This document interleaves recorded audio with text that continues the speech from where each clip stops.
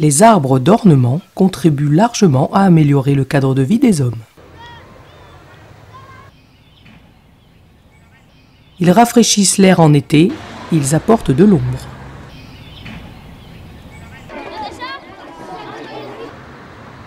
Ils améliorent la qualité de l'air en produisant de l'oxygène et en absorbant le gaz carbonique. Les feuilles fixent les poussières. Ils créent la biodiversité dans les villes en abritant la faune et la flore. Ils marquent les saisons. Ils ont une action sur le psychisme, ils relaxent. Ils sont esthétiques et valorisent le patrimoine bâti.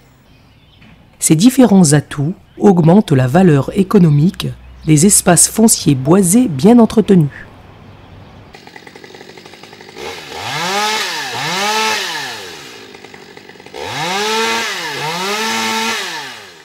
L'élagage sévère détériore de façon grave et irrémédiable la santé, la solidité et la beauté des arbres.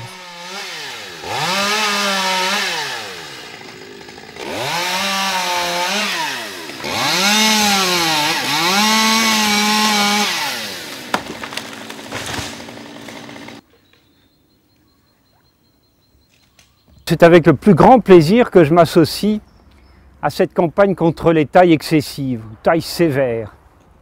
Ce n'est pas le cas ici, on est dans le parc de Versailles, les arbres sont bien traités. Mais dans le Midi où j'habite, c'est l'hécatombe. Voilà, je tiens à protester avec force. C'est extrêmement laid de tailler brutalement des gros arbres d'ornement.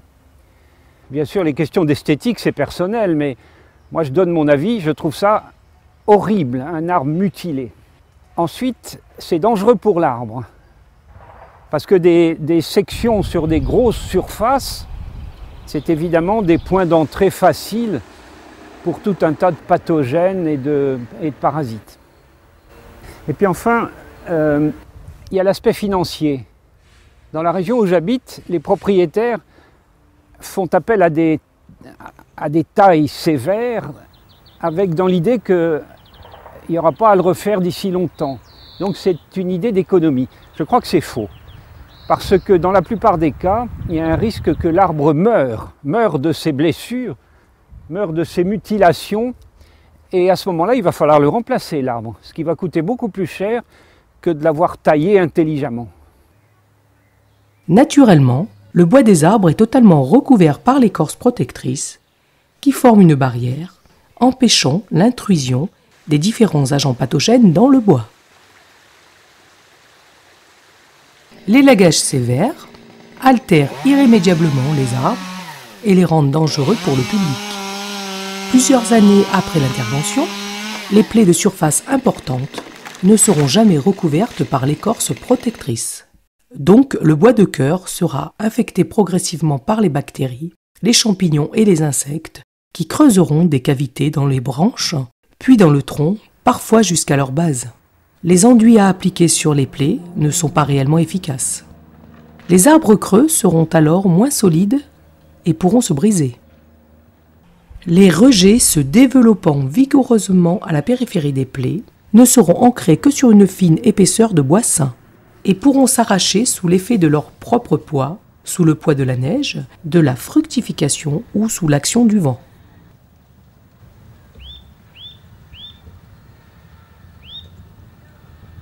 On a ici un exemple type des problématiques que posent les tailles trop radicales sur les arbres d'alignement. Donc vous voyez une charpentière qui a été coupée alors qu'elle avait déjà un diamètre très important. Du coup, la cicatrisation ne se fait pas assez rapidement et cause des dommages assez importants à l'arbre, ce qui nécessite des interventions ultérieures de taille et du coup des frais importants. Alors la taille radicale donc qui souvent veut éviter un danger, en fait en crée de nouveau en rendant l'arbre malade, en obligeant à terme à couper l'arbre, ce qui n'est jamais très populaire auprès des habitants, et surtout qui engendre des coûts et des hétérogénéités dans le paysage urbain, qui fait qu'on a par exemple ici un ensemble de différents âges d'arbres qui n'est jamais très élégant ni très favorable pour le développement et la vie des arbres eux-mêmes. L'élagage sévère détruit l'aspect naturel des végétaux et rend les arbres très laids, alors qu'il s'agit normalement d'arbres d'ornement et d'agrément.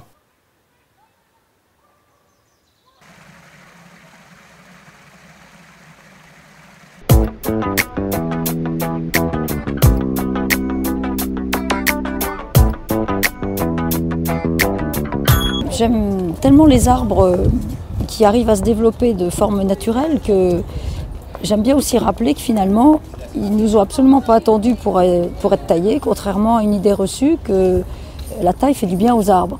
Ce qui nous appelle à tailler, ce n'est pas pour faire du bien à l'arbre, c'est parce que nous avons des besoins par rapport au végétal qu'on a implanté. Et dans une optique de développement durable, dont on parle tant, où on allie environnement mais aussi économie, la meilleure des économies, c'est de ne pas intervenir à mauvais escient et donc de limiter au moment du concept aussi, et pour ce qui nous concerne là, du concept de plantation, de penser d'avance que plus on choisira bien les essences en fonction de certaines contraintes de lieu, moins on aura besoin d'intervenir de façon volontaire et quelque part coûteuse en ayant besoin de tailler régulièrement les arbres. Forcément, dès qu'on sera obligé, si on est obligé de faire des énormes coupes, on ira de toute façon à l'encontre du bien-être de l'arbre et il faudra se poser la question, est-ce qu'on est vraiment obligé de faire ça et au nom de quoi? En tout cas pas au nom de l'idée reçue que toute taille fait du bien à l'arbre.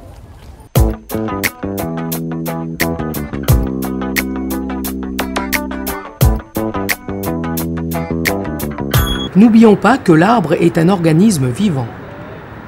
Les 4 règles d'or de la taille sont très simples. Elles ont essentiellement pour but de limiter la surface des plaies et de rendre leur recouvrement par l'écorce protectrice le plus rapide possible. Si ces règles sont respectées, la taille peut être réalisée toute l'année, sauf pendant les périodes de montée et de descente de sève. Il faut désinfecter les outils de taille avant l'opération, pour ne pas propager les maladies d'un arbre à l'autre. Les outils doivent être bien aiguisés pour que les coupes soient franches. Les scies à main très performantes, à denture japonaise, sont de plus en plus utilisées.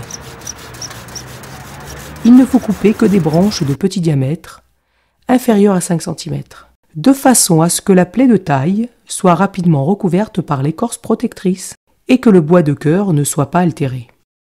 Seules les grosses branches arrachées peuvent être reprises pour former des plaies franches.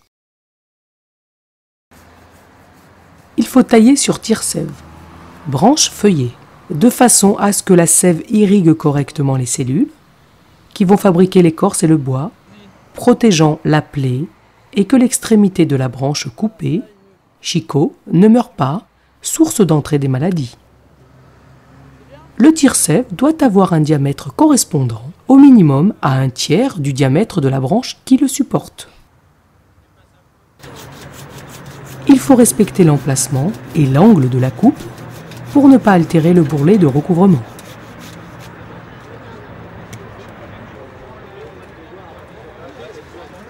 Il ne faut pas éliminer plus de 30% de feuillage pour que l'arbre continue à faire sa photosynthèse sans avoir à puiser de façon trop importante sur ses réserves, amidon et sucre contenus dans le bois, sans quoi l'arbre rejette fortement.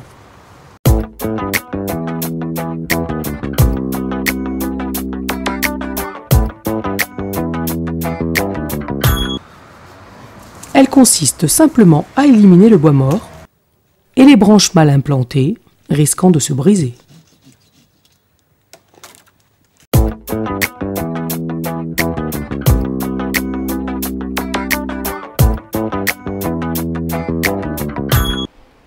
Pour éviter de couper les grosses branches qui pourraient être dangereuses, il est possible de les maintenir entre elles par un système de haubanage.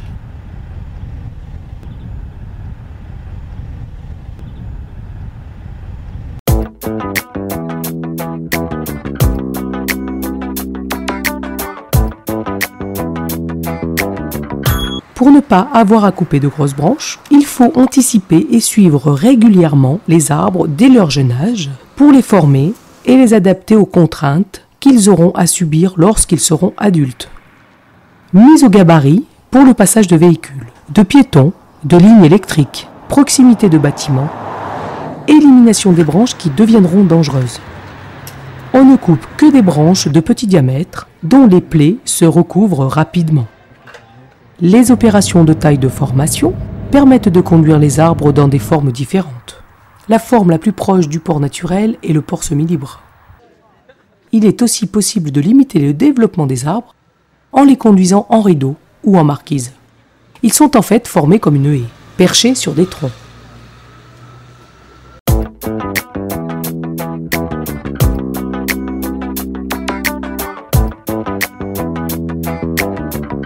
Il existe d'autres types de tailles permettant de maintenir les essences de grand développement dans un petit volume. Il s'agit des tailles architecturées et des tailles sur marotte. Les arbres conduits en forme architecturée, rideaux, marquises, sont tondus tous les ans à l'aide d'un lamier ou de croissants.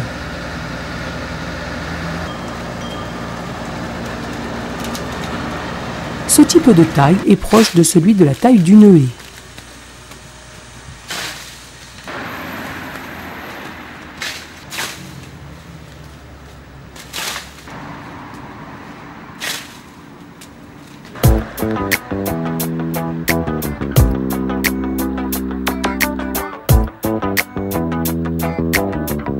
Cette technique consiste à couper tous les ans, tous les 2 ans ou tous les 3 ans au maximum, tous les jeunes rejets au niveau d'une excroissance appelée tête de chat ou marotte.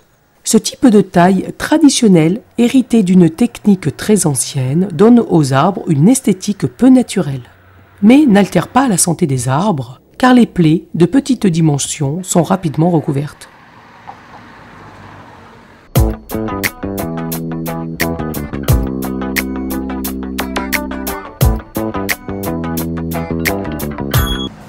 Confiez vos travaux d'élagage uniquement à de réels spécialistes.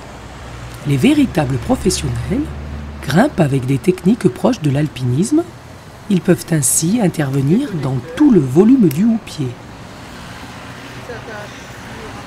Passez une commande précise et exigez un devis détaillé spécifiant exactement les opérations qui seront réalisées.